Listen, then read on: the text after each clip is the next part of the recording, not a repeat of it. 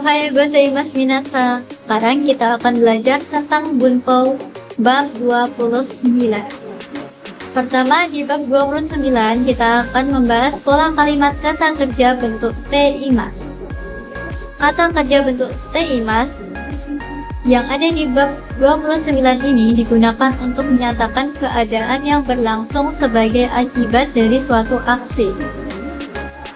Contoh kalimatnya yaitu doa ga aitemas, artinya pintu terbuka. Kedua, ada kata kerja bentuk tenshimasa dan shimas.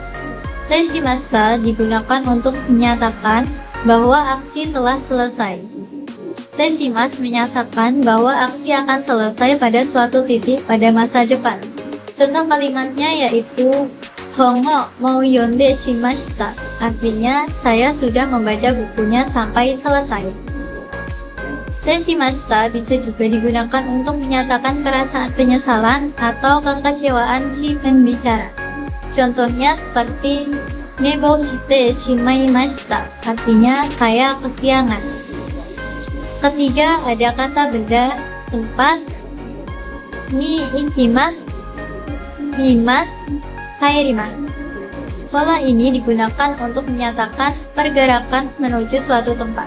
Dengan menggantikan kata bantu dengan menunjukkan arah digunakan kata bantu ni. Contoh kalimatnya yaitu gakkou ni ikimasu, artinya saya pergi ke sekolah.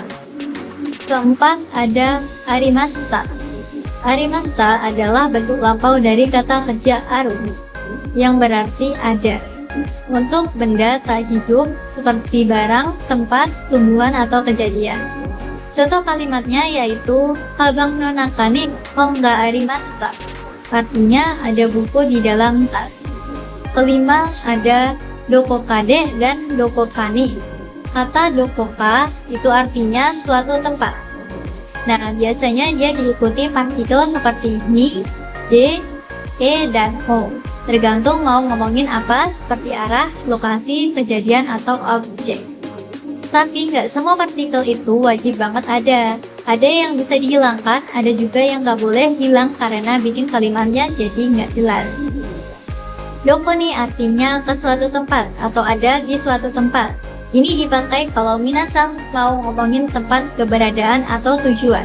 Contoh kalimatnya yaitu Neko ga dokoka ni imas, artinya ada kucing di suatu tempat. Nah, partikel ni ini nggak bisa dihilangkan karena kalau minasang cuma bilang kare wa dokoka imashita, itu rasanya seperti ada yang kurang. Orang Jepang bakal merasanya kalimat itu ngegantung.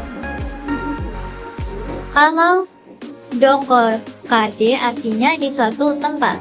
Ini digunakan kalau minasang mau ngomongin aksi atau kejadian yang terjadi di tempat itu. Contoh kalimatnya yaitu watashi wa dokokade nata koto ga arimasu, artinya saya pernah lihat itu di suatu tempat.